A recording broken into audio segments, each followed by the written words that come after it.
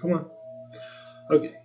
Welcome back to Lego Brad 86's channel. It is currently 5:23 in the morning, and I decided, what the hell? I'll just do my initial thoughts on the new Marvel movie.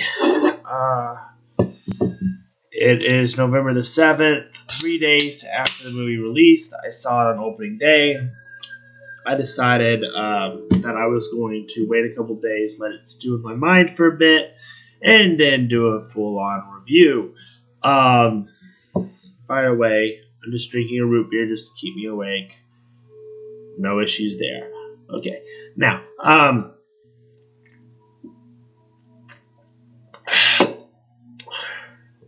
so, The Eternals. A very good movie. I really enjoyed this movie. Let's just put it that way.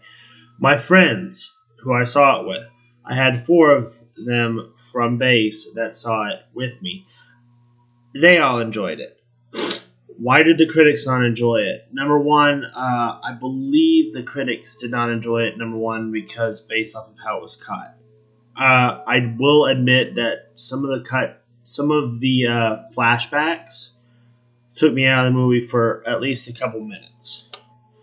So, what would I do to fix this? Well, I would actually set up the movie in chronological order instead of having flashbacks every 15-20 minutes about the Eternals' lives.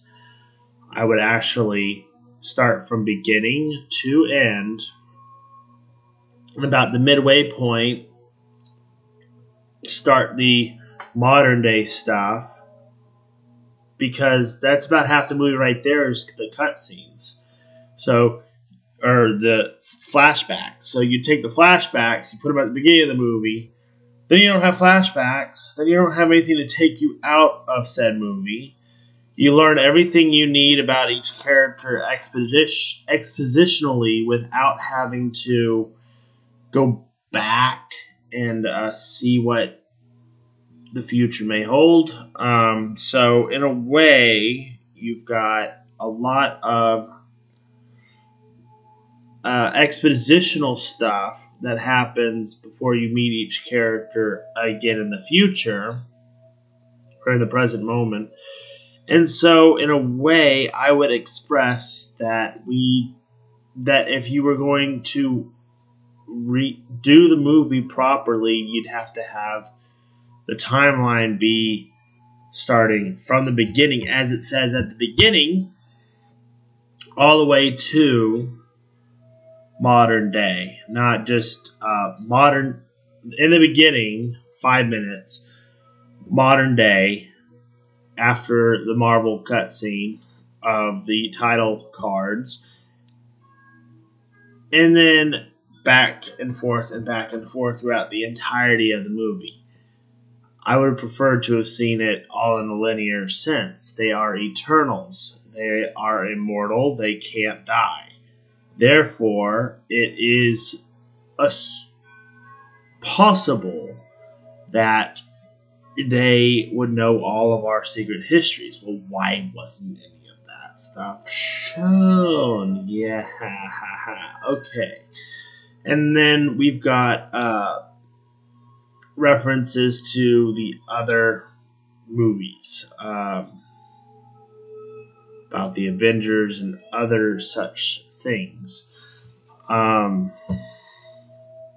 Basically, The Eternals is a film that knows exactly what it wants to be. Just like Star Wars, Disney Star Wars has a hard time of execution. But that's not a bad thing. It's not cut as bad as, say, Star Wars The Last Jedi. Is it still cut pretty poorly? Yes. Because the cutscenes were the one main complaint me and my friends had. The character development, great. The actual playing of the movie, great. It was an awesome time. Don't get me wrong. It was an awesome time. I'm not going to go into spoilers. It also has the first ever Marvel love scene between two main characters in said movie because they are husband and wife at the time. And so, yeah, it took them 25 minutes to film that. I don't know why it would take 25 minutes to film a 5-second interaction. I guess because they basically cut out all the middle bits and just had them start kissing and then had them end laying on top of one another in bliss after making love. So I guess that could be a reason why it would take 25 minutes.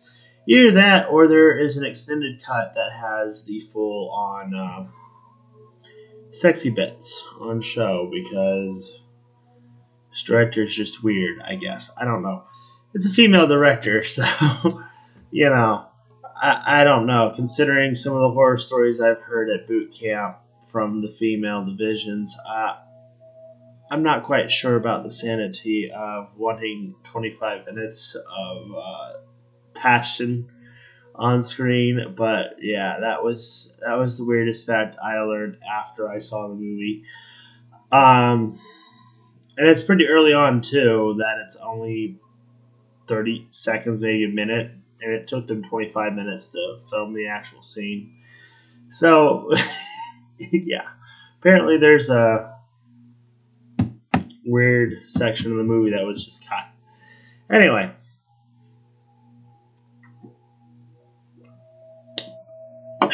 that being said, there's a handful of things that they adapt. Number one, so Eternals arrive at Mesopotamia at the beginning of time. That's not the beginning of the human race. It's just the beginning of when they came 7,000 years ago. Roughly translates to the timeline of Earth that science and history states, not actual history, because actual history is you want actual history, you go with the legends in the group and the historical accounts of the groups that lost wars, as well as those who won. You merge both of them together, there's your true history, the legends and the myths of the cultures that were destroyed in battle. But I'm not going to go into that. That's just superfluous information. So they go from Mesopotamia 7,000 years ago to modern day. Then they go from modern day, backtracking to ancient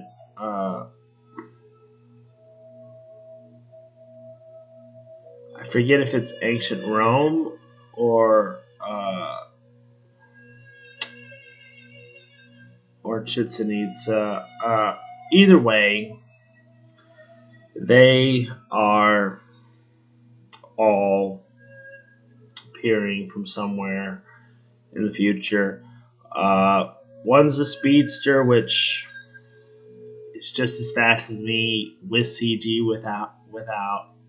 So I'm very fast without CG. She's very fast with CG. She's also mute. There's one that is Athena, goddess of war. She calls herself Athena. The creator of technology, Gilgamesh, from the Bible. Sprite basically looks like a elf with a traditional elfish hairstyle. The reason they call her Sprite is because she's a tree sprite. She doesn't grow any larger. She's got magical capabilities to create illusions and stuff. So she's basically a good version of Loki. There is Icarus, which is basically the Superman of the Eternals. There's the leader. I can't remember her name off the top of my head. The leader only had like 10 minutes in the whole movie. And 5 of those 10 minutes she was being eaten. Or killed by a deviant. So, are those 5 minutes really relevant? No. Um, there's the guy from the Harold and Kumar franchise that actually did a really good job of acting out his character for a surprising number of reasons, because I thought he would never get out of a buddy sidekick gig. He really hasn't been in movies recently because of his typecasting, so I'm glad they looked over his typecasting and actually put him in a more serious role instead of a comedy role. So in that way, it's nice. Other than that, there's not a lot of other characters that really matter. There's 2 end credit scenes. I actually missed the second one because I was in the restroom, but there's actually 2 end credit scenes. So if you do go and see it, make sure you stay until the end of the credits for the second end credit scene. Unlike me, I'm not. It's a film that I would see at least once. I don't know if I would actually pay full price to see it again. It's kind of like Captain Marvel in the way that some of the structure didn't make sense, but the storyline at least made sense to where you knew where it was headed and you knew what was going on. Do I wish that it was structured better? Yeah. Can I make it structured better? No. So in a way, it's superfluous to ask for more when you don't know what's going on. But yes, there is actually the end cut scene actually leads into the Eternals 2, where they basically have to rescue the other 3 that were captured by the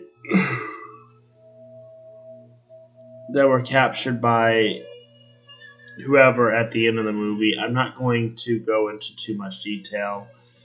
Basically, they killed a Celestial, and so the Celestial called them back to see if Earth was worthy of saving or being destroyed.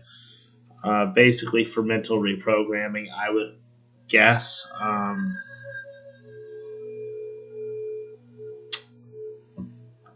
And I think that's about all I have to say about this movie. Once again, I enjoyed it for what it is. There's not much else I would change.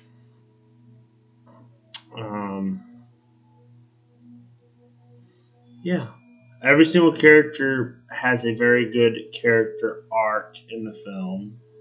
All 7 of them. Do I wish that we had more context?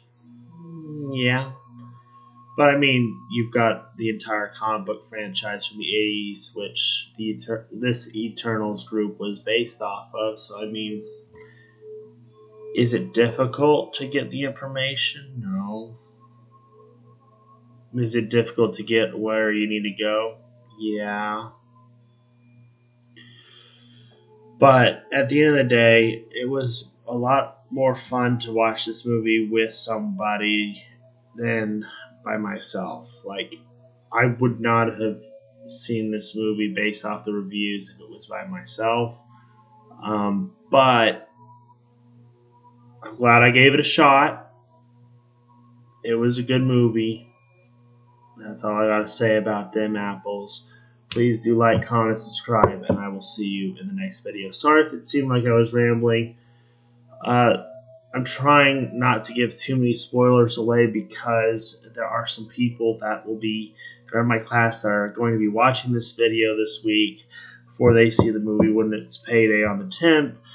And I don't want to give too many spoilers away for their sakes.